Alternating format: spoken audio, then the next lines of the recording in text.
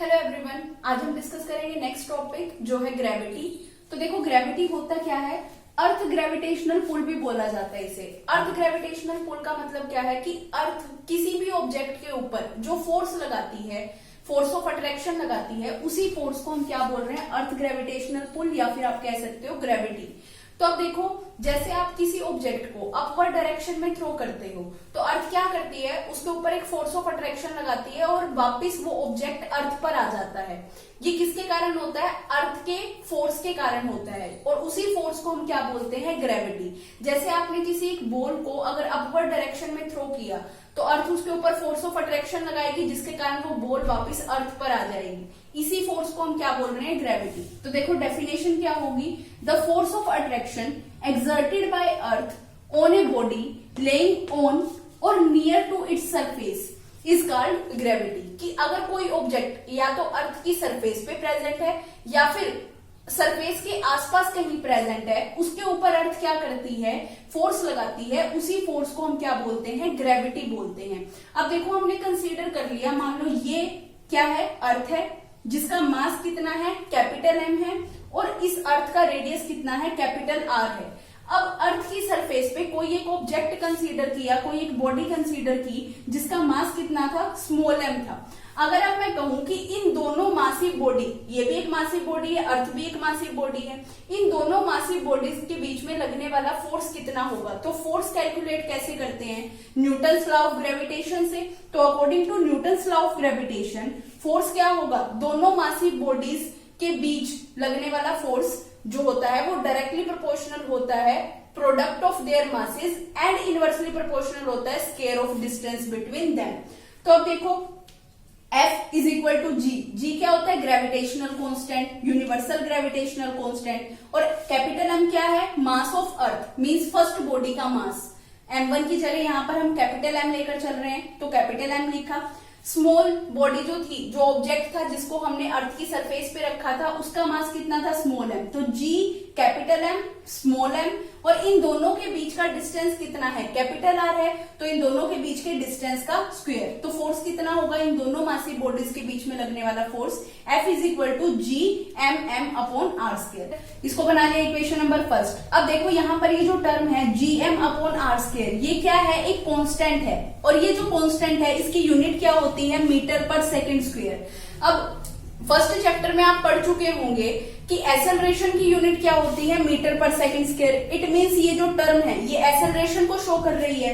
तो देखो हमारे पास फोर्स का फॉर्मूला क्या होता है, according to Newton's second law of motion, F is equal to ma। तो यहां पर देखो, अगर मैं इन दोनों इक्वेशन को, फर्स्ट और सेकंड इक्वेशन को अगर मैं कंपेयर करूं तो हमारे पास जीएम अपॉन आर स्क्वायर किसके इक्वल आ जाएगा, ए के इक्वल, मींस एक्सेलरेशन के इक्वल आ जाएगा। तो देखो अब अर्थ जो है, जो अर्थ की सरफेस पे जो हमने ऑब्जेक्ट को रखा हुआ है, अर्थ उसके ऊपर जो फोर्स लगा रही है, उसी फोर्स के कारण बॉडी क्या कर रही है, एक्सेलरेट कर रही है। और बॉडी किस फोर्स के कारण एक्सेलरेट कर रही है, ड्यू टू ग्रेविटी। तो इसलिए जो कांस्टेंट हम यूज कर रहे हैं उस कांस्टेंट को हम क्या बोलते हैं, एक्सेलरेशन ड्यू टू ग्रेविटी।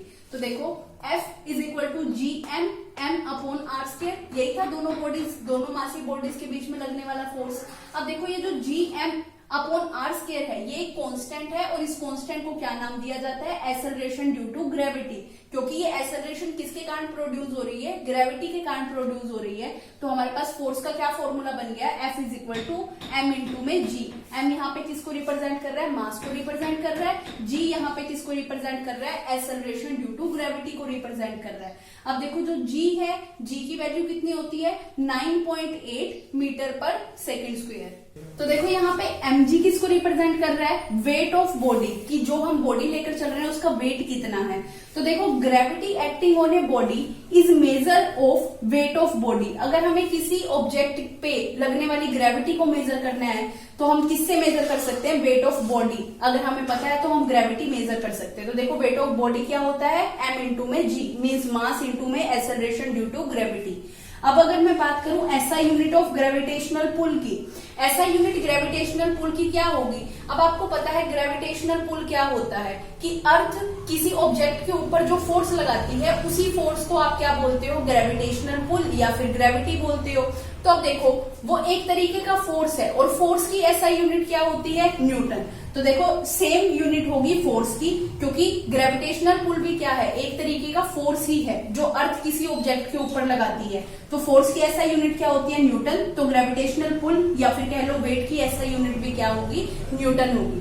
तो देखो नेक्स्ट टॉपिक है हमारे पास difference between gravitation and gravity. तो ग्रेविटेशनल फोर्स या ग्रेविटेशन क्या होता है, ग्रेविटेशनल फोर्स होता है यूनिवर्स में कोई भी दो मासी बॉडी एक दूसरे पे जो फोर्स लगाती हैं, किसी फोर्स से एक दूसरे को अट्रैक्ट करती हैं, उस फोर्स को हम क्या बोलते हैं, ग्रेविटेशनल फोर्स। देखो it is the force of attraction between two massy bodies of the universe. Universe में किसी दो मासी बॉडीज के बीच में लगने वाले फोर्स को आप क्या बोलोगे, ग्रेविटेशन या फिर ग्रेविटेशनल फोर्स।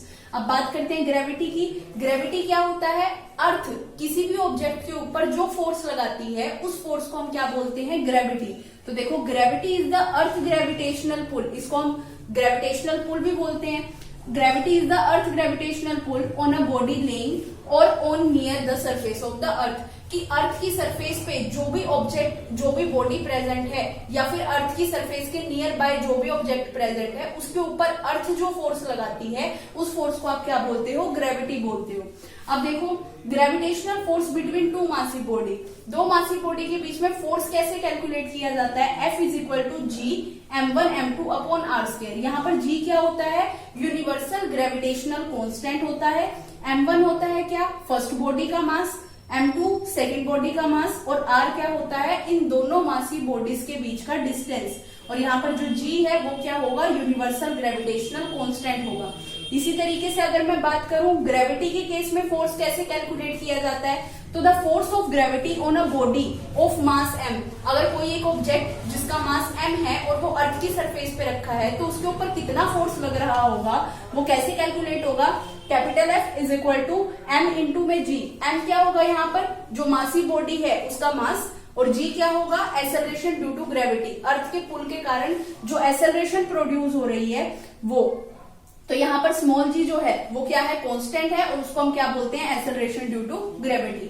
अब अगर मैं बात करूं वैल्यू ऑफ g, g की वैल्यू कितनी होती है, कैपिटल G की वैल्यू होती है 6.67 इंटू 10⁻⁻11 न्यूटन मीटर स्क्वायर पर केजी स्क्वायर। और अगर मैं स्मॉल g की वैल्यू की बात करूं तो कितनी होगी, 9.8 मीटर पर सेकेंड स्क्वायर।